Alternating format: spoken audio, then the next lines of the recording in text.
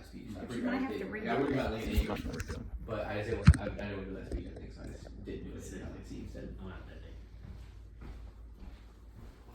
You made it. Excuse you. Are you recording now? Oh, Alright. How many people know somebody who's had knee replacement? I do. You do? You do? You're probably pretty familiar with them. Yeah. There's 700,000 knee replacements done every year per the American Association of Orthopedic Surgeons. I actually need these. I want to restart. That was good though.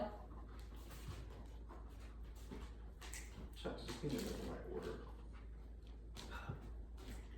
Alright, You can hold on to them. I'm going to. Alright. Who knows what this is? I'm going to restart right here. Okay. The shoulder. Who knows what this is? I don't know. This is the femoral component in a total knee replacement. So y'all can pass it around and look at it. This was in a patient at one point. There were complications and we had to take it out and put a different implant in. This was in somebody? That was in somebody's life. They do about 700,000 total knee replacements every year per the American Academy of Orthopedic Surgeons. It doesn't smell. There are 4 components to the knee. There's the femur, which is the biggest bone in your body. It's the long bone in your leg that's at the top. And there's the tibia, which is at the bottom, the second longest bone in your body. And then there's the patella. A lot of people call it the kneecap. And it's a sesamoid bone because it's suspended in ligaments and muscle, which is the quadriceps muscle that connects it at the top, and the patellar tendon that connects it at the bottom. And then you have your connecting ligaments, like your MCL on the inside, your LCL on the outside, your ACL and PCL that some of us are familiar with. The ACL keeps your tibia from moving forward off your femur. The PCL keeps your tibia from moving backwards behind your leg. So that's your 4 dimensions of stability. And all those things play a part when you start putting the new stuff in, because you have to make sure it restores the anatomic stability that it had before. So when you start cutting bones in the knee, you start with the distal femur. Some surgeons do different orders. Some surgeons start with the tibia because it gives them space to get to the rest of the knee. When you cut off 4 or 5 millimeters of the tibia, it allows you to get to the posterior compartment in the femur. Just gives you more space. Some people will start with the femur, start with the distal femur, which is going to be a straight cut like this, which is a transverse cut. And then there's an anterior cut that goes this way. All the surgeries are performed with the knee in flexion. So it's like this on the table. So you can see this is the distal cut. This is the anterior cut. And then you have posterior cuts here. These are the posterior chamfer cuts. Posterior and anterior. Anterior on the front, posterior on the back. Then you have your tibia cut that's flat across the top of the tibia. That's your 4 main cuts on the big bones. And then you have behind the kneecap is one flat cut that takes off the articulating section of the patella with the femur. Articulations are where bones come together in a joint, where bones meet each other. And then once you have all of the components cut, all the bones cut, it's weird because everything is loose, nothing's really together anymore. You take the meniscus out, which is the cushion between the tibia and the femur, and that's what gives you space between the two originally anatomically. So you take that out, and then it's just raw bone on raw bone.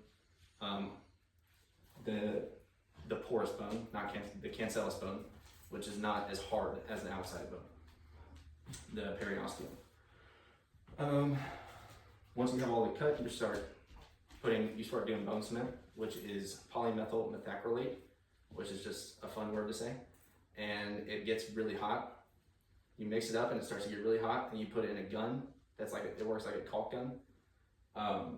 And you just pump it up and squeeze it out, and it comes out of the tip like toothpaste. So you take the gun and run it all over the bone, all over the porous bone, cancellous bone. Mash it into the pores with your fingers, and then you take this guy. You put some toothpaste on the back of it in all these chambers.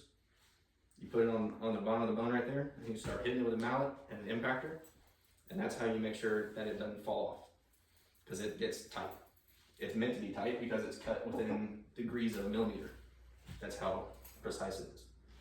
Some surgeons, specifically in Colorado, I don't know why Colorado, they do press fitting, where these cuts are so tight to the final component that it doesn't need cement.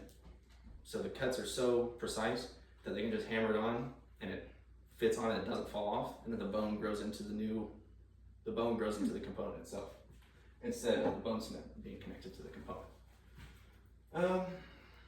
You'll put the femur on first usually, because that allows you to use a retractor to put the tibia in.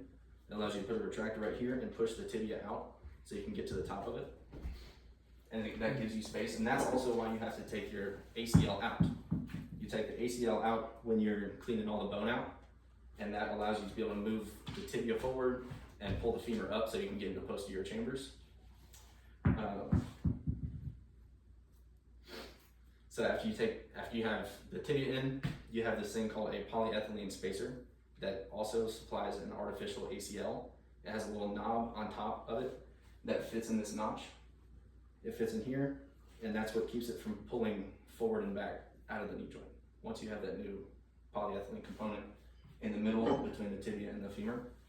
And that's also how the tension is restored in the knee, because those spacers are different widths, whereas these are all the same width on the articulating surfaces between the tibia and the femur.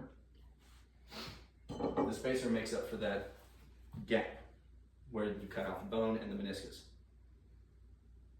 And then the patella has a little dish where you cut out the back of it. You'll flip this over and cut the back of the patella off. And then you basically just drill these little holes in it and put this new little plate on the back of the patella with cement, and then you clamp it down, and then you scrape all the extra cement off around the patella, scrape all the extra cement off around the femur and around the top of the tibial plateau. And then that's pretty much it as far as the components. And you start putting the fascia back together. You pull the patella back over, and you sew all patella tendon back together, and then the fascia and the dermis on top of it. And then those knees are good for 15 to 20 years. That's how long the replacements will last. Now that doesn't mean these last 15 to 20 years. That's talking about the polyethylene spacer in the middle, because it wears down with walking on it all the time. It has friction all the time. It wears down after 15 to 20 years, and that's just when you go in and do a poly exchange.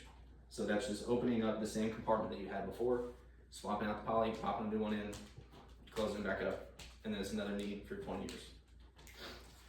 So with over 700,000 done per year, they're a really common procedure, and people don't really know what's going on in them a whole lot of the time. A lot of people have them and don't really know what they're having done. I've seen it at our surgery center where people don't know that they're having bones cut up. They call it resurfacing. And that's something kind of wrong with healthcare, is patient information, patients being informed on their procedures. But I hope with more people knowing what's going on in their surgeries that they won't be as nervous about them. And that's it. Nice.